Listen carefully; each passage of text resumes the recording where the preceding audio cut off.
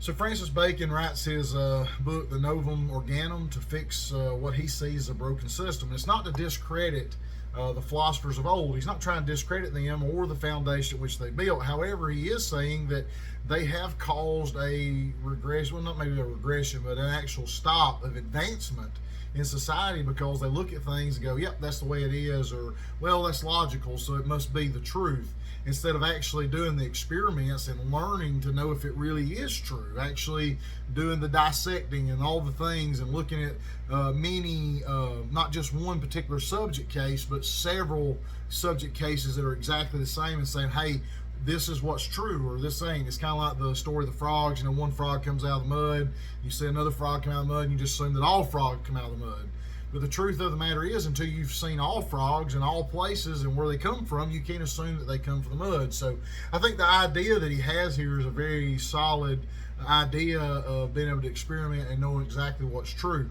Bacon talks about the four idols: the tribe, the den, the market, and the theater. And in those four things, it's a really, really neat idea that we have preconceived notions because of where we're born, the people around us, the vocabulary that people use, the culture that we're in. And so it's kind of like in our days politics. You know, people don't think for themselves. They build off the ideas of what they heard from someone else. They build off the ideas of what they were born around, the people they know. And instead of actually going in and doing the homework and trying to look it up and compare situation to situation, it's kind of like the abortion debate, where life actually begins. And so you start talking about whether it begins at conception or whether it begins when there's a heartbeat or on down the road. Instead of looking at their own reasoning and own experiment, they just assume what somebody else says, and they take it and they run with it, and they have this preconceived idea, and it becomes an idol in our mind that, so, okay, well, that's what I believe, and so come hell or high water, I'm going to believe that, and I'm not going to do the research. And by doing that, we idolize those ideas. They become something that's almost impossible to remove when we start looking at the real world. And when the world revolves around us, it's hard for us to see someone else's point of view because we're so focused on ourselves. It's a self-righteous idea of that we have a mindset, and that's the way it is. I have this problem in a lot of churches today where we've always done it that way, and instead of reading and studying and learning for yourself, it's I've done it that way and that's the way it works. Well, it's not always the way it works. Same thing in my job in sales.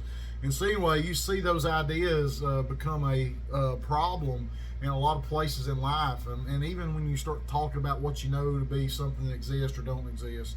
I think he has a very good basis for what he believes of experimentation. I think it's a good way to determine that certain things exist, and some things may not be exactly what we thought at one time.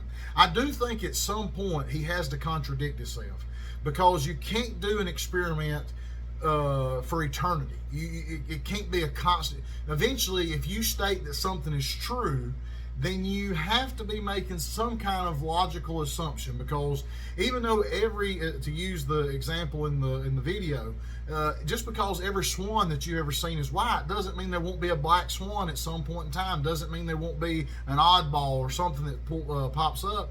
And so you may assume that all swans have whiteness, that's part of their characteristic, but that's not always a true statement, because there could be that one caveat way down the road, or that one instant where maybe that's not exactly true. So eventually we have to have some kind of logical idea, some kind of logical assumption that because we've experimented so much that there is some kind of truth out there that we'll find, and so you have to make an assumption versus knowing every animal, everything, and thinking it the same way.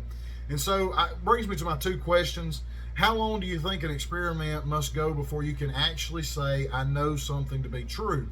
The second question I want to ask, do you think there is middle ground between logic and experimentation? And I think that's a fair question to ask.